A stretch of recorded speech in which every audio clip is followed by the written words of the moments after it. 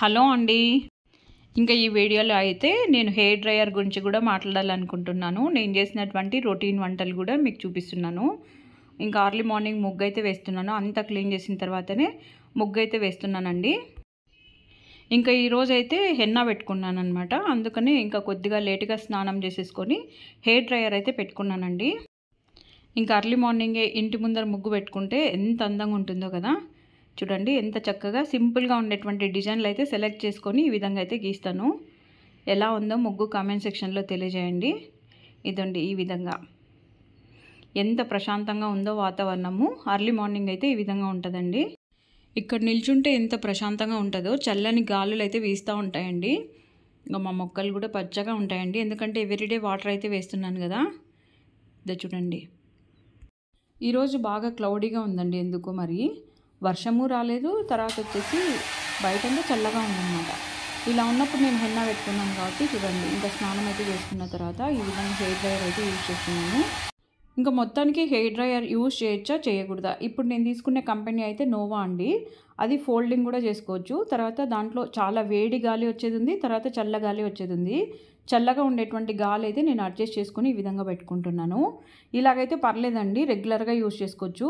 వేడిగా ఉండేటువంటి గాలి ఉండేది మనం స్కాల్ఫ్ పెట్టుకున్నామంటే ఏమవుతుందంటే కింద హెయిర్ అంతా చిట్లిపోతుంది అనమాట. దానివల్ల హెయిర్ గ్రోత్ అయితే అస్సలు ఉండదండి. ఒకవేళ కొన్నా కూడా చల్లని గాలి అందులో వస్తుందా లేదా చెక్ చేసుకొని కొనుక్కుంటే బాగుంటుంది. ఎప్పుడైనా కూడా మన హెయిర్ అనేది మామూలుగా ఉండేటువంటి ఎండకి ఆడితేనే బాగా ఎంటుకలు అయితే గ్రో అవుతాయండి. ఇంకా ఆడవాళ్ళకి జుట్టు ఉంటేనే కదండి బాగా అందంగా ఉంటారు. చాలామంది హెయిర్ కావాలని కోరుకుంటారు కాబట్టి ఈ టిప్స్ అయితే మనం పాటించాల్సిందే. హెయిర్ డ్రైయర్ నేను కూడా ఇలాగ క్లౌడీగా ఉన్నప్పుడు అంతా కూడా యూజ్ చేస్తాను. కాకపోతే చల్లగా ఉండేటువంటి మోడ్ నేను ఆన్ చేసుకున్న తర్వాతనే యూజ్ చేస్తాను. మీలో ఎంతమంది హెయిర్ బాగా పెరగాలని కోరుకుంటారో కమెంట్ సెక్షన్లో తెలియజేయండి. ఇంకా హెయిర్ గ్రోత్ బాగా ఉండాలంటే అప్పుడప్పుడు ఆయిల్ కూడా అప్లై చేయాలండి తలకి. అప్పుడే బాగా వస్తాయన్నమాట హెయిర్.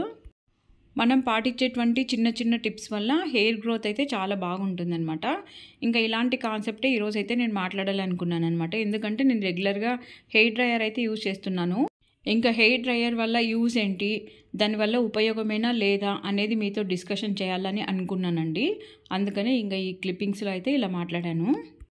ఇంకా ఈరోజు అయితే క్యాప్సికమ్ కూర ఈ విధంగా ఎప్పుడన్నా చేసుకున్నారో ఒకసారి చూడండి. ఇదండి వెరైటీగా ఇది ఎలా చేస్తున్నానంటే గుత్తొంకాయ కూర ఎలా చేస్తామో అలాగ చేస్తున్నాను.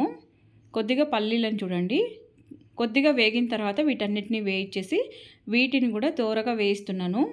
తెల్ల నువ్వులండి, ఇంకా తెల్ల నువ్వులు కూడా అందులో వేస్తున్నాను. ఇంకా తెల్ల నువ్వులు అంట లేదా ఆకుకూరల్లో నేను ఎక్కువగా కొత్తిమీర అంట లేదా ఆకుకూరలు స్పెషల్గా చేయను, కానీ ఇలాంటి వంటల్లో రెగ్యులర్గా యూజ్ చేసుకున్నాం అనుకోండి బోన్స్ కూడా బాగా స్ట్రెంగ్త్గా ఉంటాయండి. ఆడవాళ్ళకి చాలా బలం అనమాట. మనం సపరేట్గా నువ్వు ఉంటలే తినాలా, నువ్వులు తర్వాత బెల్లం కలిపినటువంటి ఉంటలే సపరేట్గా తయారు చేసుకోవాలి, ఇలాంటివన్నీ అవసరం లేదండి. మనం రెగ్యులర్గా యూజ్ చేసేటువంటి కూరల్లో వీటన్నిటిని ఏవైతే బాగా పోషకాలు ఉంటాయో వాటినన్నిటిని యూజ్ చేస్తున్నామంటే చాలా ఉపయోగమే కదండి. ఇదండి ఈ విధంగా చల్లారిన తర్వాత ఇంకా ఇందులోకి జీలకర్ర, తర్వాత వచ్చేసి తెల్ల నువ్వులు, ఒట్టిమిరపకాయలు, ఆ తర్వాత పల్లీలు, ఇదండి కొద్దిగా కొత్తిమీర, తెల్లగడ్డ అన్నీ వేసేస్తున్నాను. తర్వాత ఎర్రగడ్డ కూడా కొద్దిగా వేసేసి చింతపండుని వేసేసి బాగా మెత్తగా గ్రైండ్ చేసుకోవడమే. ఈ విధంగా చేసుకుంటే చాలా టేస్టీగా ఉంటుంది. గుత్తొంకాయ కూర కూడా సేమ్ మసాలానే అండి, ఇలాగనే చేసుకుంటుంటాను నేను ఇంట్లో. ఇదండి ఇంకా రాళ్ళ ఉప్పును కూడా వేసేసి తర్వాత ఇంత క్వాంటిటీ చింతపండు అయితే నానబెట్టి పక్కన పెట్టానండి. ఇది కూడా వేసేస్తున్నాను. మెత్తగా గ్రైండ్ చేసుకుంటే సరిపోతుంది. ఇదండి క్యాప్సికమ్ అయితే ఈ విధంగా కట్ చేస్తున్నా. ఇదండి అన్నిటినీ ఇంకా కట్ చేసి పక్కన పెట్టేసుకొని చూపిస్తాను మీకు ఎలా నింపుతానో అందులోకి. ఇదండి ఈ విధంగా అన్నిటినీ కట్ చేసుకొని ఇంకా మసాలాలోకి కొద్దిగా ఆయిల్, తర్వాత పసుపు ఇంకా ఏదన్నా ఒక బౌల్లోకి ట్రాన్స్ఫర్ చేద్దాం అనుకున్నాను. ఇంకెందుకులే అని చెప్పేసి అందులోకే వేసేస్తున్నాను పసుపు, ఆయిల్. ఇంకా రెండింటినీ అందులోనే మిక్స్ చేస్తే సరిపోతుంది కదండి. ఇంక ఇలాగైతే సామాన్లు కూడా ఎక్కువ పడవు కదా, అందుకనే ఇలా చేస్తున్నాను. ఇదండి ఈ విధంగా నింపేసుకొని కూరలాగా చేసుకున్నాం అనుకోండి రొట్టెలోకి, తర్వాత చపాతీలోకి, పుల్కాల్లోకి, పరాటల్లోకి అన్నిట్లోకి సూపర్ అంటే సూపర్ టేస్టీగా ఉంటుందండి. ఒకసారి అయితే ట్రై చేయండి. ఈ విధంగా చాలా టేస్టీగా ఉంటుంది ఈ కూర. మామూలుగా ఫ్రై కంటే కూడా ఇలా చేసామనుకోండి కొంచెం గ్రేవీ ఉంటుంది కాబట్టి సపరేట్గా ఇంకొక కూర చేయాల్సిన అవసరం ఉండదన్నమాట. ఇంకా నేను వర్కింగ్ ఎంప్లాయీ కాబట్టి ఇలాంటివి ఏమన్నా ఇంకా కొద్దిగా ఎక్స్ట్రా పని లేకుండా ఉండేటువంటి కూరలు ఉంటే ఫస్ట్ వాటిని సెలెక్ట్ చేసుకుంటానండి. మీరు కూడా ఇంతేనా?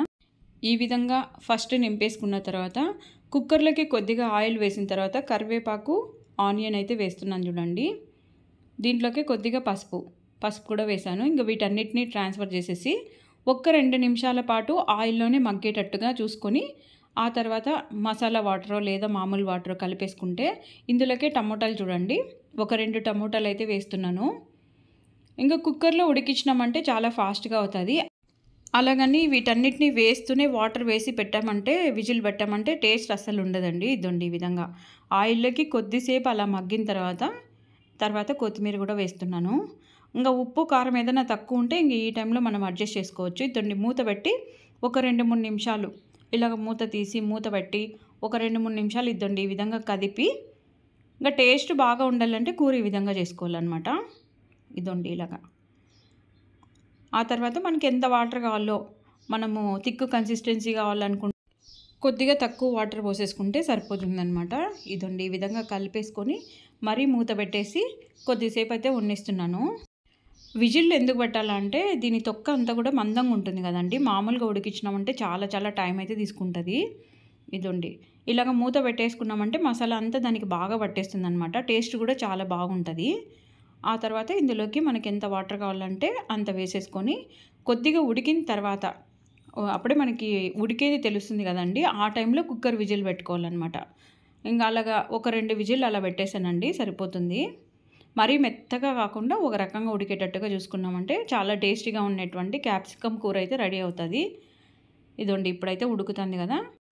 ఇంకా లిడ్ పెట్టేసి విజిల్స్ వచ్చేటట్టుగా చూసుకోవచ్చు అనమాట. ఈ కూర ఎప్పుడైనా ఇలాగ చేశారా? చేసింటే కామెంట్ సెక్షన్లో తెలియజేయండి. మామూలుగా అయితే నేను రొట్టెల్లోకి వాటిలోకి చేస్తాంటిని. ఈరోజు అయితే దోశలోకి చేస్తున్నాను. మసాలా కూర దోశలోకి ఏదైనా బాగుంటుందండి. టేస్ట్ చేసి చూడండి కావాలంటే. ఇదండి కొద్దిగా మాకు గ్రేవీ ఉండేటట్టుగా చూసుకున్నాం. ఆఫ్టర్నూన్ రైస్లోకి కూడా ఉంటుందని చెప్పేసి ఇలాగైతే చేశాను. ఇంకా ఒక బౌల్లోకి అయితే ట్రాన్స్ఫర్ చేశాను. ఎలా ఉడికిందంటే బాగా ఉడికిందండి. ఉడికేటట్టుగానే చూసుకున్నాను. సరిగా ఉడకకుండా కూడా ఈ కూర పెద్దగా టేస్ట్ అయితే ఉండదండి. ఈ విధంగా చేసుకుంటేనే చాలా టేస్టీగా ఉంటుంది. ఇదండి గ్రైండర్లోకి అయితే పిండి ఆడిచ్చి ఈ విధంగా పెట్టాను. ఎంత బాగా పొంగింది చూడండి. ఇంకా ఈరోజు మాకు దోశలకి ఎంత పిండి కావాలో అంత తీసేసుకొని ఇంకా రేపు కూడా దోశలన్నా వేస్తా లేదా పొంగనాలన్నా వేసుకోవచ్చు అని చెప్పేసి ఈ విధంగా అయితే గ్రైండ్ చేస్తాను. మీరు కూడా అంతేనా? 2 రోజులు 3 రోజులు అలా వేస్తారా? నేనైతే 2 డేస్ వేస్తానండి దోశలు నార్మల్గా. ఇదండి కొద్దిగా ఉప్పు సోడా పొడి వేసేసి బాగా కలిపేసుకుంటున్నా పిండిని. పిండి బాగా పొంగాలంటే ఏం లేదండి, అటుకులు బాగా అంటే బియ్యము తర్వాత ఉద్దిబ్యాళ్ళు రెండింటినీ నానబెట్టేసిన తర్వాత గ్రైండర్కి వేసేటప్పుడు 5 నిమిషాల ముందు అటుకులు బాగా నానబెట్టేసి వేసుకున్నామంటే పిండి ఈ విధంగా బాగా పొంగుతుంది. దోశలు కూడా ఎంత పల్చాగా కావాలంటే అంత పల్చాగా మనం కాల్చుకోవచ్చండి. చాలా బాగుంటాయి దోశలు కానీ. ఇక అన్నింటినీ కూడా హాట్ బాక్స్లోకి అయితే వేస్తున్నానండి. ఇంకెన్నెన్నో కొంటున్నాను. ఈ దోశ ప్యాన్ మారుద్దాం అనుకుంటున్నా. రోజు ఇలాగనే పోతుంది. ఆన్లైన్లో ఆర్డర్ చేద్దాం అనుకుంటున్నా, లేదా బయట తెప్పిద్దామా అనే ఒక ప్లానింగ్లో ఉన్నాను అనమాట. అందుకని ఇంక దీన్ని అయితే ఆర్డర్ చేయకుండా ఉన్నాను. ఇదండి దోశనైతే ఈ విధంగా దోశ పిండి బ్యాటర్ని ఈ విధంగా వేసేసి కొద్దిగా ఆయిల్ లేదా నెయ్యి అప్లై చేసుకున్నామంటే చాలా టేస్టీగా ఉండేటువంటి దోశలు అయితే రెడీ అయిపోతాయండి. చూడండి ఎంత బాగా లేస్తున్నాయో అతుక్కోకుండా. పాన్ ఈ విధంగా కొద్దిగా ఎక్కువ రోజులు వాడిన తర్వాత ఆనియన్ తిక్కుతూ వేసినామంటే ఇంకా ఎక్కువ రోజులు వస్తుందండి. డ్యూరబిలిటీ అయితే ఉంటుంది. ఇదండి ఇలాగా మొత్తం దోశలన్నీ వేసేసాను. చూడండి ఎన్ని దోశలు వేసానో, ఎంత పల్చాగా వేసానో. ఈ వీడియో మీకు యూస్ఫుల్ అనుకుంటే మీ ఫ్రెండ్స్కి, ఫ్యామిలీ మెంబర్స్కి ఖచ్చితంగా షేర్ చేయండి. నా ఛానల్ నచ్చినట్లయితే లైక్ చేయండి, షేర్ చేయండి, సబ్స్క్రైబ్ చేసుకోండి. ఇలాంటి మరిన్ని టేస్టీ రెసిపీలతో మళ్ళీ కలుద్దాం మీ వాణి. అన్నట్టు మీ ఇంట్లో మీరేం బ్రేక్ఫాస్ట్ చేసుకున్నారో కామెంట్ సెక్షన్లో తెలియజేయండి. ఇంకా మా హస్బెండ్కి కూడా టైం అవుతుంది కాబట్టి దోశలు వేసేసి పల్లీ పొడి కూడా కొద్దిగా వేసేసి ఈ విధంగా సర్వ్ చేశాను. థ్యాంక్ యూ అండి. Thanks for watching.